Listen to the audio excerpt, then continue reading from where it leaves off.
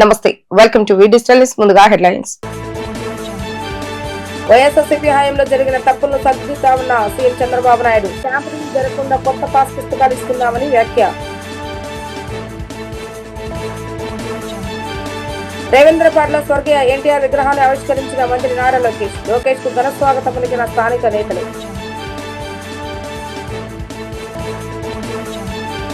పదవ తరగతి విద్యార్థులు ఎలాంటి ఒత్తిడికి గురి కాకుండా పరీక్షలు రాయాలన్న మంత్రి డోలా బాలవీరాంజనేయ స్వామి. ఒక్క పైసా కూడా అవినీతి లేకుండా పట్టాదారు పాస్ పుస్తకాలు ఇస్తున్నామని సీఎం చంద్రబాబు నాయుడు తెలిపారు. వైఎస్ఆర్సీపీ హయాంలో జరిగిన తప్పులను సరిదిద్దుతూ టాంబరింగ్ కు తావు లేకుండా కొత్త పాస్ పుస్తకాలు ఇస్తున్నామని అన్నారు. భవిష్యత్తులో ఎక్కడ తప్పులు జరగకుండా చూస్తామని ఆయన హామీ ఇచ్చారు. నంద్యాల జిల్లా కొత్తబురుజు గ్రామ సభలో పాల్గొని రైతులకు పట్టాదారు పాస్ పుస్తకాల పంపిణీలో ముఖ్యమంత్రి పాల్గొన్నారు. ఈ సందర్భంగా ఆయన మాట్లాడుతూ క్యూఆర్ కోడ్ తో ఇచ్చే పాస్ పుస్తకాలతో ఎవరు తప్పు చేసినా వెంటనే తెలుస్తుందని అన్నారు. ప్రజలు అభిమానించే పాలన అందజేయటమే తమ ప్రభుత్వ లక్ష్యమని ఉద్ఘాటించారు. సుస్థిరమైన పాలనతోనే సమగ్ర అభివృద్ధి సాధ్యమని స్పష్టం చేశారు. గత ప్రభుత్వం ట్రూ యాప్ పేరుతో ప్రజలపై భారం మోపిందన్న చంద్రబాబు నాయుడు కూటమి ప్రభుత్వంలో కరెంట్ ఛార్జీలు పెంచమని, పరిస్థితులు అనుకూలిస్తే తగ్గించే ప్రయత్నం చేస్తామని ప్రజలకు హామీ ఇచ్చారు. రాయలసీమను రత్నాల సీమగా మార్చి ఉద్యానవనంగా చేసి చూపిస్తానని అన్నారు. ఇక్కడ ఉత్పత్తులకు ప్రపంచ స్థాయిలో మార్కెట్ కల్పిస్తానని ఆయన హామీ ఇచ్చారు. ఇక్కడ ముందు నేను చెప్పిన మాట నాకు ఎప్పుడు గుర్తుంటుంది. సమిక్షేమం ఇస్తాం, సూపర్ 6 ఇస్తానని హామీ ఇచ్చాను. ఈరోజు సూపర్ హిట్ చేశామా లేదా అని మిమ్మల్ని అడుగుతున్నా. చేస్తుంటే చేతుల పైకెత్తండి, బాగా చేశారని. నా దగ్గర డబ్బులు లేవు, మాట ఇచ్చాను, అప్పుల మయంలో ఉంది. ఒక రోజుతో 2 రోజులతో పరిష్కారం అయ్యేది కాదు. ఎందుకంటే మీరు ఒక వ్యవసాయం చేస్తే పంట రావాలంటే ఎన్ని రోజులు పడుతుంది? ఒక పిల్లవాడు ప్రయోజకుడు కావాలంటే ముందు పెళ్లి చేయాలి, పిల్లవాడు పుట్టాలి, వాడిని చదివించాలి. మనకు చేదోడు వాదోడుగా రావాలంటే 20 ఏళ్ళు 25 ఏళ్ళు పడుతుంది. ఇప్పుడు పరిశ్రమ పెడితే నేను మొన్నే ఇక్కడ విండ్ ఎనర్జీ వచ్చింది. విండ్ ఎనర్జీ వస్తే ఇమ్మీడియట్గా పెట్టాను. ఇప్పుడే తొందరలో రాగలిగింది, ప్రొడక్షన్ కూడా వచ్చే పరిస్థితి వచ్చింది. ఏదైనా కొన్ని నెలలు పడుతుంది, కొన్ని సంవత్సరాలు పడతాయి. ఈ వారసత్వం తిరగరాయాలంటే, చేసిన విధ్వంసం నుంచి బయటపడాలంటే చాలా సమయం పడుతుంది. ఈరోజు మీరు చూడండి, మీ పట్టాదారు పాస్ పుస్తకాలు మార్చేశారు, మీ రికార్డులు మార్చారు. ఒక ముఖ్యమంత్రి 14-15 నెలలు నెలవారీగా రావాలి. రాకపోతే ఎవడో ఒక డబ్బులు తీసుకుంటాడు. డబ్బులు తీసుకుంటే ఈ ముఖ్యమంత్రి లాభం లేదు, మమ్మల్ని ఏది ఇస్తున్నారు, డబ్బులు తీసుకున్నారని మీలో అసంతృప్తి వస్తుంది. నేను చెప్పాలి, మళ్ళీ చేయాలి, చేయించాలి. ఇలాంటివన్నీ మీరు చూస్తే చాలా సమస్యలు క్రియేట్ అయినాయి. ఒక పక్క సమిక్షేమాన్ని మళ్ళీ హామీ ఇస్తున్నా. నేను కష్టపడేది మీకోసరం, పేదవాళ్ళ కోసరం, పేదవాళ్ళకు అండగా ఉంటా. చెప్పిన సూపర్ 6 ఇవ్వడానికి అనునిత్యం కష్టపడతానని మరొకసారి మీ అందరికి హామీ ఇస్తున్నా. మంగళగిరి నియోజకవర్గం దుగ్గిరాల మండలం రేవేంద్రపాడులో స్వర్గీయ ఎన్టీఆర్ విగ్రహాన్ని విద్యా ఐటీ శాఖ మంత్రి నారా లోకేష్ ఆవిష్కరించారు. ముందుగా రేవేంద్రపాడు గ్రామానికి చేరుకున్న మంత్రి లోకేష్ కు స్థానిక టీడీపీ నాయకులు, కార్యకర్తలు, స్థానిక ప్రజానికం ఘన స్వాగతం పలికారు. అనంతరం భారీ ర్యాలీ మధ్య ఎన్టీఆర్ విగ్రహాన్ని మంత్రి లోకేష్ ఆవిష్కరించారు. ఈ సందర్భంగా ఎన్టీఆర్, అంబేద్కర్ విగ్రహాలకు పొలమాలు వేసి నివాళులు అర్పించారు. అనంతరం అందరితో కలిసి ఫోటోలు దిగారు. ఈ కార్యక్రమంలో గుంటూరు పార్లమెంటు తెలుగుదేశం పార్టీ ప్రధాన కార్యదర్శి Pothineni Srinivasa Rao, Duggirala market yard director Kasaneni Jaswanth, Duggirala మండల టీడీపీ అధ్యక్షురాలు కేశనేని శ్రీ అనిత తదితరులు పాల్గొన్నారు.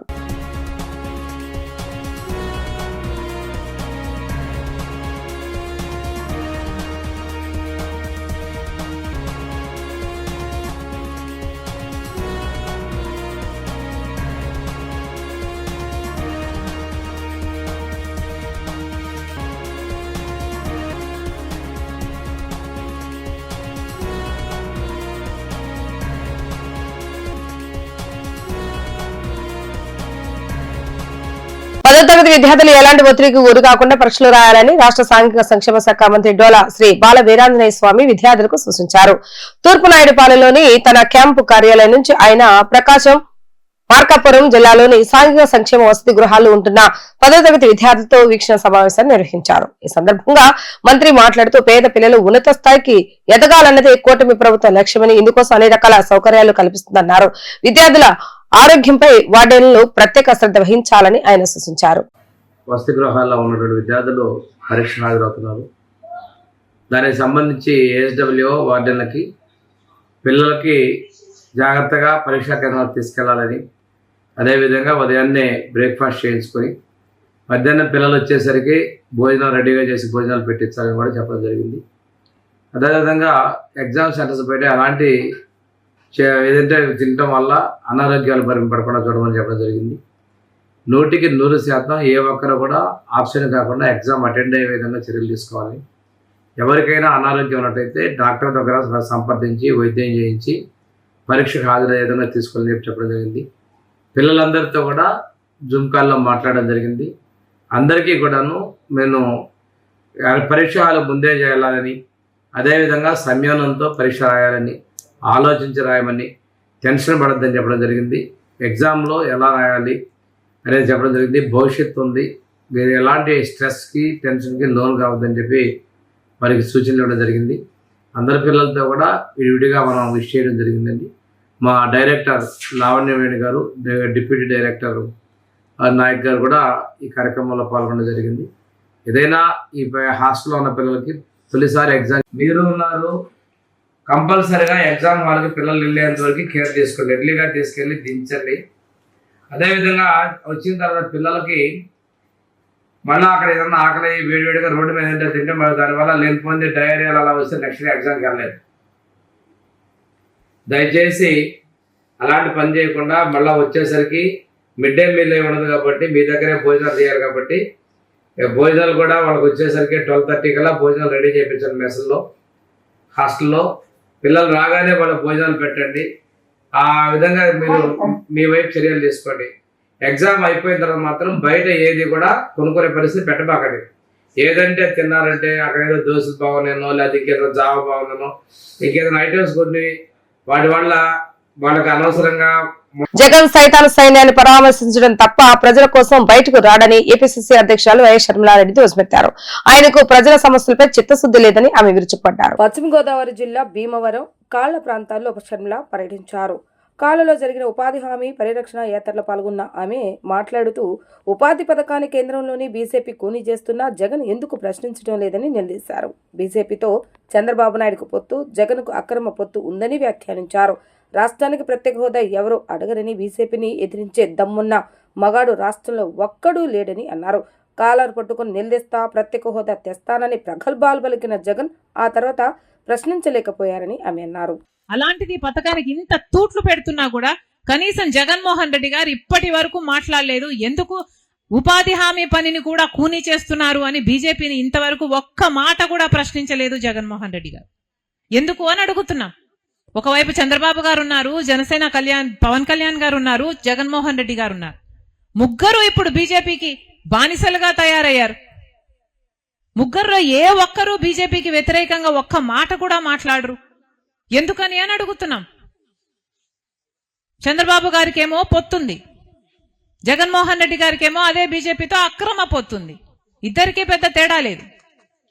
బీజేపీ ప్రభుత్వము 11 సంవత్సరాలు అయింది, కానీ ఇప్పటి వరకు కూడా మన రాష్ట్రానికి ఇవ్వాల్సిన ప్రత్యేక హోదా ఇవ్వనే లేదు. ప్రత్యేక హోదా వస్తే లక్షల కొద్ది పరిశ్రమలు మన రాష్ట్రానికి వస్తాయి. ఎందుకంటే మొత్తం పరిశ్రమలకు ట్యాక్స్ కట్టాల్సిన అవసరం ఉండదు కాబట్టి.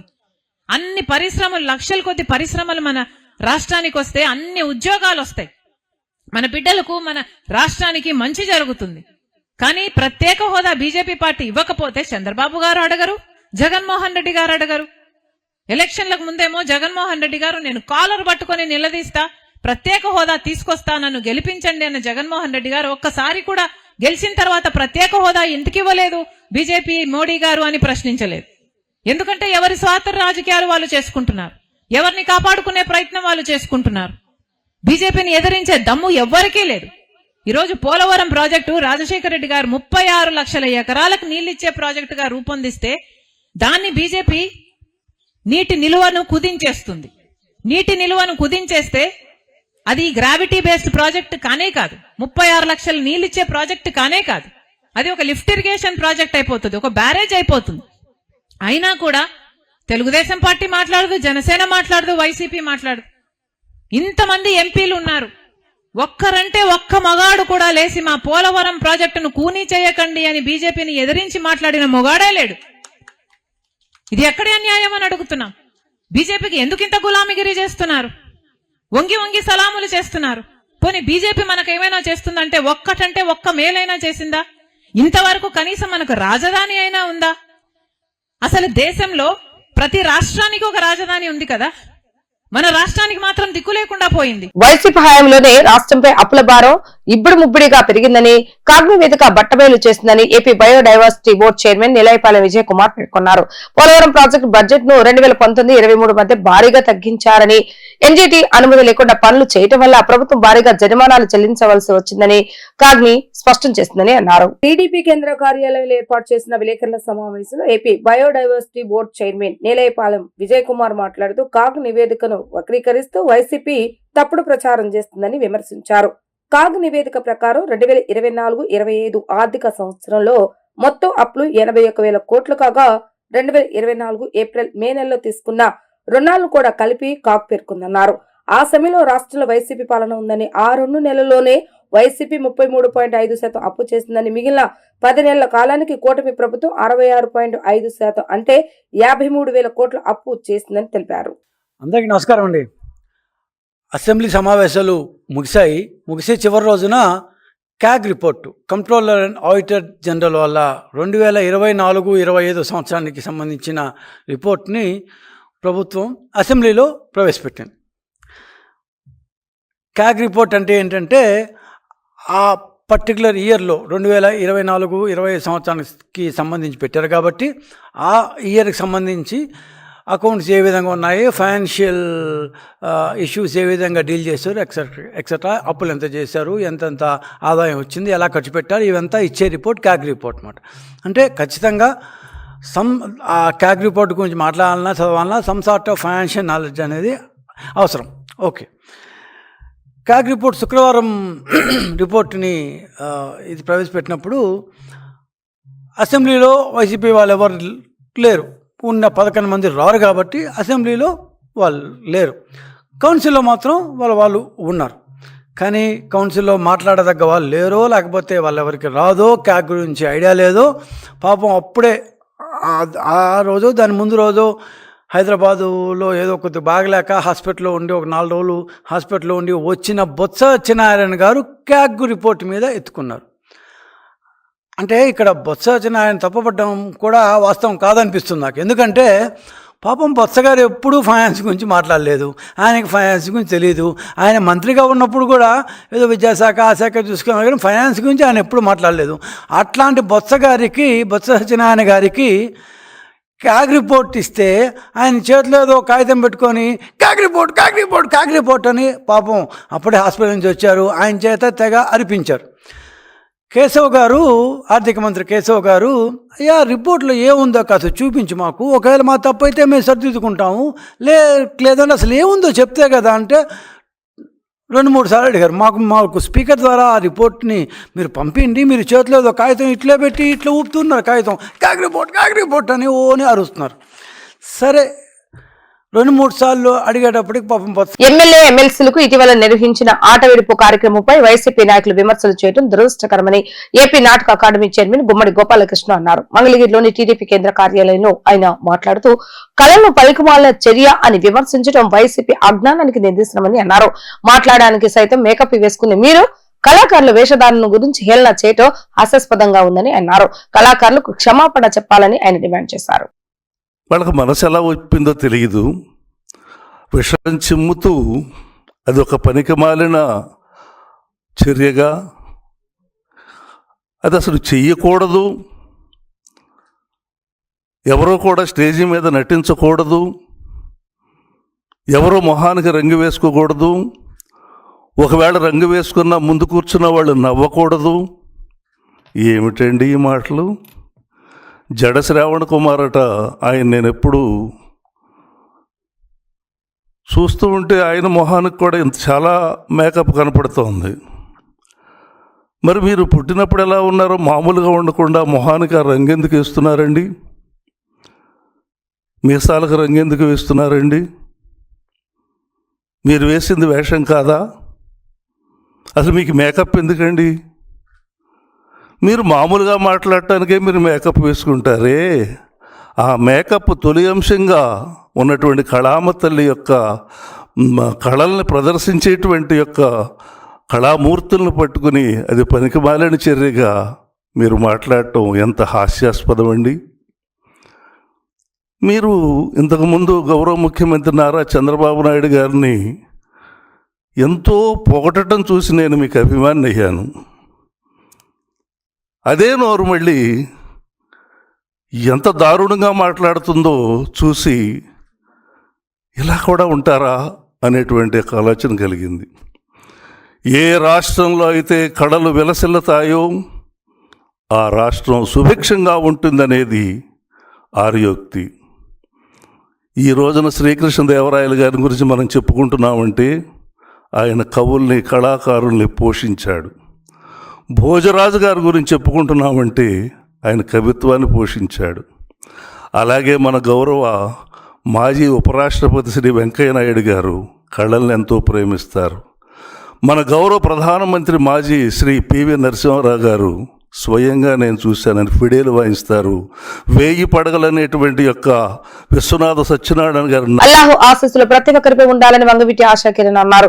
APJ Abdul Kalam charitable trust ఆధ్వర్యంలో ఇఫ్తార్ విందును ఏర్పాటు చేసి ముస్లిం సోదరులకే కాకుండా మత సామరస్యానికి ప్రతిగా ఇతర మతాల వారికి ఇఫ్తార్ విందును ఇవ్వటం అభినందనీయమని అన్నారు. APJ Abdul Kalam charitable trust వ్యవస్థాపకులు షేక్ ఆసిఫ్ పాషా మిత్ర బృందం ఆధ్వర్యంలో రంజాన్ మాసాన్ని పురస్కరించుకొని ఆటోనగర్ మొదటి క్రాస్ రోడ్ లో ఇఫ్తార్ విందు కార్యక్రమాన్ని ఏర్పాటు చేయడం జరిగింది. ఈ కార్యక్రమానికి ముఖ్య అతిథిగా ఎంపీ కేశినేని శివనాథ్ తనయుడు కేశినేని ఫౌండేషన్ డైరెక్టర్ కేశినేని వెంకటబాబు మతాల వారికి ఇఫ్తార్ విందును ఇవ్వటం అభినందనీయమని అన్నారు. టీడీపీ రాష్ట్ర కార్యనిర్వాహక కార్యదర్శి బొప్పన భవకుమార్ హాజరై ముస్లిం సోదరులకు రంజాన్ శుభాకాంక్షలు తెలిపారు.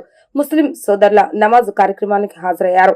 అనంతరం స్వయంగా ముస్లిం సోదరులకు ఇఫ్తార్ విందు భోజనాన్ని వడ్డించారు. ఈ సందర్భంగా వంగవీటి ఆశా కిరణ్ మాట్లాడుతూ అంతర్జాతీయ మహిళా దినోత్సవం సందర్భంగా ప్రతి ఒక్క మహిళకు అంతర్జాతీయ మహిళా దినోత్సవ శుభాకాంక్షలు తెలియజేస్తున్నానని అన్నారు. మహిళా దినోత్సవం రోజున ఈ ఇఫ్తార్ విందుకు తనను ఆహ్వానించడం చాలా ఆనందంగా ఉందని అన్నారు. వాళ్ళ ఇంటి ఆడపిల్లలాగా నన్ను గౌరవించి సన్మానించడం చాలా ఆనందంగా ఉందని ఆమె తెలిపారు. పవిత్రమైన రంజాన్ మాసంలో మీరందరూ సుఖ సంతోషాలతో ఉండాలని కోరుకుంటున్నానని స్పష్టం చేశారు. అల్లా ఆశీస్సులు ప్రతి ఒక్కరిపై ఉండాలని మనస్ఫూర్తిగా కోరుకుంటున్నట్లు ఆమె పేర్కొన్నారు. అనంతరం APJ Abdul Kalam charitable trust నిర్వాహకులు షేక్ ఆసిఫ్ పాషా మాట్లాడుతూ ముస్లిం సోదరులకు వంగవీటి మోహన రంగా చాలా అండగా ఉండేవారని అన్నారు. వంగవీటి ఆశా కిరణ్ కూడా మా ముస్లిం సోదరులు మొత్తం అండగా ఉంటుందని చెప్పారు. గతంలో చిన్న చిన్న కార్మికులను అణగదొక్కే దిశలో కార్మికులకు సపోర్టుగా నిలిచి ఎన్నో కాలనీలను కార్మికులకు సొంతం చేసిన వంగవీటి మోహన రంగా అని వారు కొనియాడారు. రాష్ట్రానికి కాదు దేశానికి ఆదర్శంగా నిలిచిన వ్యక్తి వంగవీటి మోహన రంగా అని చెప్పారు. మా ఆహ్వానాన్ని మన్నించి ఈ ఇఫ్తార్ విందుకు వంగవీటి మోహన రంగా కుమార్తె ఆశా కిరణ్ రావటం మాకు చాలా సంతోషంగా ఉందని అన్నారు. ఆటోనగర్ లో ఐలాట్ చైర్మన్ సహాయ సహకారాలతో గత 10 సంవత్సరాల నుండి ఇఫ్తార్ విందు ఏర్పాటు చేస్తున్నామని ఆయన స్పష్టం చేశారు. అందరికీ నమస్కారం.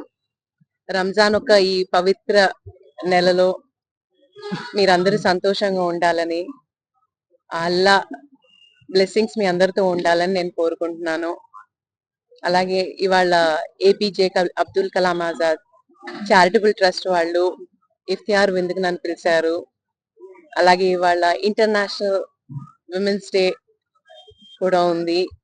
ఇంటర్నేషనల్ విమెన్స్ డే సందర్భంగా ఆడవాళ్ళందరికీ శుభాకాంక్షలు తెలియజేస్తున్నాను. ఇక్కడ రావడం నాకు చాలా ఆనందంగా ఉంది.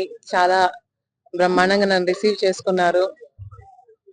వాళ్ళ ఇంటి ఆడపిల్లగా చాలా ధన్యవాదాలు. నమస్తే. ఈరోజు APJ Abdul Kalam charitable trust నుంచి మా యొక్క స్నేహితులు, మా యొక్క పెద్దలు అందరూ కలిసి ఈ యొక్క ట్రస్ట్ ద్వారా అందరికీ కూడా ఇఫ్తార్ విందు ఇవ్వాలని కోరుకున్నాం. అలాగే మా యొక్క ఏదైతే గతంలో చిన్న పాటి ఎవరైతే కార్మికులు ఉన్నారో ఆ కార్మికుల్ని అనగతొక్కే దిశగా ముందుకెళ్తా ఉంటే వాళ్ళకి ఎదురెళ్ళి ఆ కార్మికులకి న్యాయం చేపించి ఎన్నో కాలనీలు ఇప్పించినటువంటి మన రాష్ట్రానికే కాదు మన ఆల్ ఓవర్ ఇండియాకే నిదర్శనంగా నిలిచినటువంటి వంగవీటి మోహన రంగా గారి కుమార్తె ఇక్కడ మనకి రావడం మేము చాలా సంతోషంగా భావిస్తున్నాం. అలాగే ఏదైతే మేము మా యొక్క రంగా గారు ముస్లిం సోదరులకు ఎలాగైతే అండగా ఉన్నారో అదే దిశగా మేము ఆశా కిరణ్ గారికి కూడా అదే దిశగా మా ముస్లిం సమాజం తరపు నుంచి అండగా ఉంటామని చెప్పి కోరుకుంటున్నాం. అలాగే ప్రతి ఒక్కళ్ళు కూడా ఇక్కడికి వచ్చినటువంటి బాబ్జీ గారు కానివ్వండి, అలాగే మన మెకానికల్ కొండా గారు కానివ్వండి, మా యొక్క అసోసియేషన్ సభ్యులు అందరూ కూడా దీంట్లో పాల్గొని మా యొక్క ఆశా కిరణ్ గారికి మహిళా దినోత్సవము, అంతర్జాతీయ మహిళా దినోత్సవము షీల్డ్ కూడా మేము అందజేయడం జరిగింది. ఎందుకంటే ఆ యొక్క మాకు గుర్తింపుగా ఉంటుందని చెప్పి మేము ఆమెను పిలిచి ఈ యొక్క సత్కారం చేసుకున్నాం. మేము చాలా గర్వపడుతున్నాం. మా రంగా గారి కూతురు మా అందరి మధ్యలోకి వచ్చి ఈ విధంగా మాట్లాడినందుకు మేము చాలా ఆనందం. మేము ఒక 8 సంవత్సరాల నుంచి చేస్తున్నామండి. మా గురువు గారు ఐలా చైర్మన్ గారు సహాయ సహకారాలతో మా యొక్క స్నేహితులు అందరు కలిసి 8 సంవత్సరాల నుంచి చేస్తున్నామండి. APJ Abdul Kalam charitable trust అనేది మేము విద్యని ప్రోత్సహిస్తూ ముందుకెళ్లాలని చెప్పి మా యొక్క గురువు గారు మాకు కొన్ని ఆంక్షలు విధించారు. అయితే విద్యను అందిస్తే ఎక్కడ కూడా మన యావత్తు సమాజం పాడవదు, మన యువతకు ఉపాధి కలిగిద్ది. యువతకు ఆధారంగా నిలవాలంటే మీరు విద్యను ప్రోత్సహించండి, ఇవన్నీ మిగతా పనులన్నీ చేయొద్దని చెప్పి మమ్మల్ని కూడా మా ఐలా చైర్మన్ గారు చెప్పడం జరిగింది. లాస్ట్ టైం వేసామండి, ఈసారి 10,000 మందికి ప్లాన్ చేసాము. ఇలాగా ప్రతి సంవత్సరం చేస్తున్నాం. కాకపోతే ఇప్పుడు ఇక వచ్చే రోజుల్లో మేము మా యొక్క సభ్యులతోటి తీర్మానం చేసుకొని ఈ యొక్క కార్యక్రమం చేయడమా, లేదంటే విద్యని ప్రోత్సహించి విద్యార్థులకి ప్రోత్సహించి వాళ్ళకి ఇప్పుడు ప్రభుత్వాలు కూడా కొన్ని ప్రభుత్వాలు ఏం చేస్తున్నాయి అంటే ప్రైవేటు స్కూళ్ళకిను అమ్మఒడి ఇస్తున్నాయి, గవర్నమెంట్ స్కూళ్ళకు కూడా అమ్మఒడి ఇస్తున్నాయి. అంటే గవర్నమెంట్ ఉపాధ్యాయులు ఉండంగా ఆ స్కూళ్ళు ఖాళీగా ఉండి మనం ఆ టీచర్లకి జీతాలు ఇస్తున్నాం. అంటే చిన్న వాళ్ళు కూడా చదవలేని పరిస్థితి. వాళ్ళకి ప్రైవేట్ స్కూళ్ళకి వెళ్తే బోల్డ్ అంటే డబ్బులు అవుతున్నాయి, వాళ్ళు చదివించట్లేదు. ఎందుకంటే రిక్షా కార్మికులు ఉన్నారు, అలాగే ఆటో కార్మికులు ఉన్నారు. రంజాన్ మాసం బట్టి 18 రోజులైంది. మరి రంజాన్ మాసంలో మరి ఎక్కడ మన ఆంధ్రప్రదేశ్లో అనే విధంగా మన దగ్గర మాత్రం సంక్రాంతి పండుగ ఏ విధంగా చేసుకుంటాం, చుట్టుపక్కల అన్నదమ్ములు చుట్టుపక్కల చుట్టాలను పక్కన పిలిచి అట్లాగే మా ఇక్కడ ముస్లిం సోదరులందరూ కూడా హిందూ, పార్సీ, సిక్కు, పఠాలని లేకుండా అందరినీ పిలిచి ఇక్కడ చక్కగా తేనెటి విందులాగా మంచి విందు ఏర్పాటు చేస్తారు. మరి ఈ కార్యక్రమంలో ముఖ్యంగా ఏంటంటే ఇక్కడ ఆటో టెక్నీషియన్ అసోసియేషన్ కానీ, ఏ అసోసియేషన్ టింకర్ కానీ, కమ్మర్ కానీ, పెయింటర్ కానీ, వల్టరింగ్ కానీ ఎవరైనా సరే అందరూ కూడా కలిసి నేను కూడా చైర్మన్ గా ఉన్నాను, నేను కూడా మేమందరం కూడా కలిసి ఈ కార్యక్రమం దిగ్విజయం చేస్తాం ముందు ఫస్ట్. ఎందుకంటే ముస్లిం సోదరులు ఇక్కడ చుట్టుపక్కల వాళ్ళు మాకు ఉన్న శాతం 30%, ఆటనగర్లో 30% ఉన్నారు. వీళ్ళందరూ కూడా సొంత అన్నదమ్ముల్లా కలిసిమెలిసి పనిచేస్తున్న ఉన్నాళ్ళు. మరి ఈ రోజు మరి భగవంతుడు వల్ల వీరికి మంచి ఆరోగ్యం ఇవ్వాలని, ఐశ్వర్యాలు ఇవ్వాలని, అట్లాగే ఈ కార్యక్రమం అయిన తర్వాత రంజాన్ అయిన తర్వాత ప్రతి వ్యాపారం కూడా పుష్కలంగా 3 పూలు 6 కాయలాగా ఉండాలని, అట్లాగే ఇందాక మా వాడు చెప్పినట్టుగా ఆల్రెడీ ఇక్కడ ఉర్దూ స్కూల్ కి 5 సెంట్ స్థలం కూడా శాంక్షన్ చేయడం జరిగింది సనత్ నగర్ లో. మరి దాని మీద కూడా మురళీనగర్ లో శాంక్షన్ చేయడం జరిగింది. దానికి అంటే అధికారులు కొల్లు పెడుతున్నారు. ఈ 5 సెంట్లు ఇస్తే స్కూల్ ఇంకా డెవలప్ చేయడానికి బాగుంటుంది. దానికి అది కాకుండా వాళ్ళేమో దాని మీద ఇంకో స్టెప్ వేసుకొని దాన్ని చేయండి అంటున్నారు. ఎందుకంటే మనకు ఆల్రెడీ కొన్న ముస్లిం జనాభా ఎక్కువ కాబట్టి ఆ ఏరియాలో మరి మన బోడే ప్రసాద్ గారు దానికి ఈ నెల 8వ తేదీ నుంచి 15వ తేదీ వరకు ప్రజా సమస్యలపై ప్రతి గడపకు వెళ్లి ప్రజాగలం పేరుతో కార్యక్రమాన్ని నిర్వహిస్తున్నట్లుగా సిపిఎం రాష్ట్ర కమిటీ సభ్యులు దోనేపూడి కాశీనాథ్ తెలిపారు. నగరంలోని శ్రీ భవన్ లో నిర్వహించిన మీడియా సమావేశంలో ఈ కార్యక్రమానికి సంబంధించిన వాల్ పోస్టర్ ను ఆయన విడుదల చేయడం జరిగింది. ఈ కార్యక్రమం ద్వారా ప్రజల సమస్యలను ఆయన నేరుగా తెలుసుకుని వాటి పరిష్కారం కోసం పోరాటం చేయాలని సిపిఎం నిర్ణయించిందని ఆయన తెలిపారు. ఈ సందర్భంగా కాశీనాథ్ మాట్లాడుతూ నగరంలోని పలు ప్రాంతాల్లో ప్రజలు ఎదుర్కొంటున్న సమస్యలు రోజు రోజుకు పెరుగుతున్నాయని తెలిపారు. ముఖ్యంగా దోమల బెడత తీవ్రంగా ఉందని, డ్రైనేజీ వ్యవస్థ సరిగా లేక ప్రజలు తీవ్ర ఇబ్బందులు పడుతున్నారని చెప్పారు. కాలువలు సరిగా శుభ్రం చేయకపోవడం వల్ల చెత్త పేరుకుపోయి దోమలు విపరీతంగా పెరుగుతున్నాయని, దీనివల్ల ప్రజలు ఆరోగ్య సమస్యలు ఎదుర్కొంటున్నారని పేర్కొన్నారు. అదేవిధంగా కొండ ప్రాంతంలో నివసిస్తున్న పేద ప్రజలకు ఎప్పటికీ ఇళ్లు పట్టాలు ఇవ్వకపోవడం వల్ల వారు అనేక ఇబ్బందులు ఎదుర్కొంటున్నారని అన్నారు. సంవత్సరాలుగా అక్కడ నివసిస్తున్నప్పటికీ ప్రభుత్వాల నిర్లక్ష్యం వల్ల వారికి సరైన నివాస హక్కులు కల్పించలేదని విమర్శించారు. అలాగే టిట్కో ఇళ్ల సమస్యలు కూడా ఇంకా పూర్తిగా పరిష్కారం కాలేదని, ఇళ్లను నిర్మించినప్పటికీ చాలా మంది లబ్ధిదారులకు అవి అందలేదని అన్నారు. కూటమి ప్రభుత్వ అధికారంలోకి వచ్చి 2 సంవత్సరాలు పూర్తయినప్పటికీ ప్రజలు ఎదుర్కొంటున్న ప్రాథమిక సమస్యలపై సరైన చర్యలు తీసుకోలేదని కాశీనాథ్ విమర్శించారు. ఎన్నికల సమయంలో ఇచ్చిన హామీలను ప్రభుత్వం అమలు చేయడంలో విఫలమైందని అన్నారు. ప్రజల సమస్యలను పట్టించుకోకుండా కాలం గడుపుతుందని మండిపడ్డారు. ఈ నేపథ్యంలో ప్రజల వద్దకు వెళ్లి వారి యొక్క సమస్యలు తెలుసుకుని వాటిని ప్రభుత్వం దృష్టికి తీసుకెళ్లి పరిష్కారం కోసం ఉద్యమం చేపట్టడమే ప్రజాగళం యొక్క కార్యక్రమం అని వారు తెలిపారు. ఈ నెల 8వ తేదీ నుంచి 15వ తేదీ వరకు పార్టీ నాయకులు, కార్యకర్తలు ప్రతి కాలనీకి, ప్రతి గడపకు వెళ్లి ప్రజల సమస్యలు నమోదు చేస్తామని అన్నారు. అనంతరం వాటి పరిష్కారం కోసం సంబంధిత అధికారులకు వినతి పత్రాలు ఇవ్వడంతో పాటు అవసరమైతే ఆందోళన కార్యక్రమాలు కూడా చేపడతామని ఆయన స్పష్టం చేశారు. 8వ తేదీ నుండి 15వ తేదీ వరకు గడప గడపకి సిపిఎం అని చెప్పనే పేరుతో ప్రజాగళం కార్యక్రమాన్ని విజయవాడ నగరంలో నిర్వహించబోతా ఉన్నాం. ఈ కార్యక్రమం ప్రజల దగ్గరికి వెళ్ళడం, సమస్యలు తెలుసుకోవడం, ప్రజా సమస్యల పరిష్కారానికి అనంతరం ఉద్యమాలు చేపట్టేటువంటి కార్యక్రమం ఇది. ప్రజా గళాన్ని వినిపించేటువంటి దానికి, ప్రజా సమస్యల్ని ప్రభుత్వం దృష్టికి తీసుకొచ్చేటువంటి దానికి ఇదొక వేదికగా ఈ కార్యక్రమాన్ని నిర్వహించాలని చెప్పనేది సిపిఎం తలపెట్టింది. అందుకనే ఈ ప్రజాగళం సమస్యని, కార్యక్రమాన్ని జయప్రదం చేయాల్సిందిగా మీ దగ్గరికి,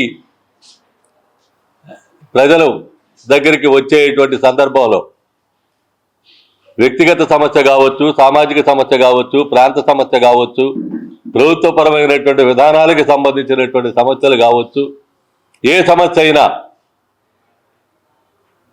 దృష్టికి తీసుకొచ్చి ఆ సమస్య మీద రోడ్లు ఎక్కితే తప్ప సమస్య పరిష్కారం కానటువంటి నేపథ్యంలో ప్రజాగళాన్ని వినిపించేటువంటి దానికి, ప్రజాగళం ద్వారా సమస్యలు ప్రభుత్వం దృష్టికి తీసుకొచ్చేటువంటి దానికి చేపట్టినటువంటి కార్యక్రమం నిన్ననే ట్రయల్ రన్గా విజయవాడలో ప్రారంభించాం.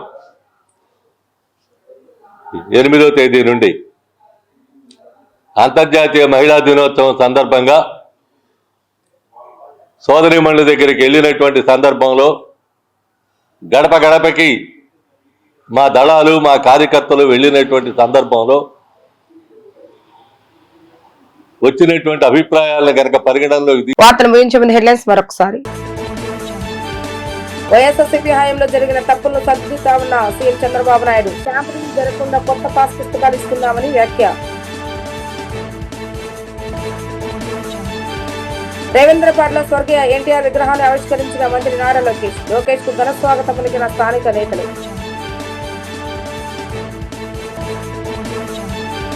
పదవ తరగతి విద్యార్థులు ఎలాంటి ఒత్తిడికి గురి కాకుండా పరీక్షలు రాయాలన్న మంత్రి డోలా బాల వీరాంజనేయ స్వామి. ఇవి రోజు వార్తా విశేషాలు. మరలా తిరిగి ప్రసారమయ్యే వార్తల్లో మళ్ళీ కలుద్దాం. అంతవరకు సెలవు. నమస్కారం.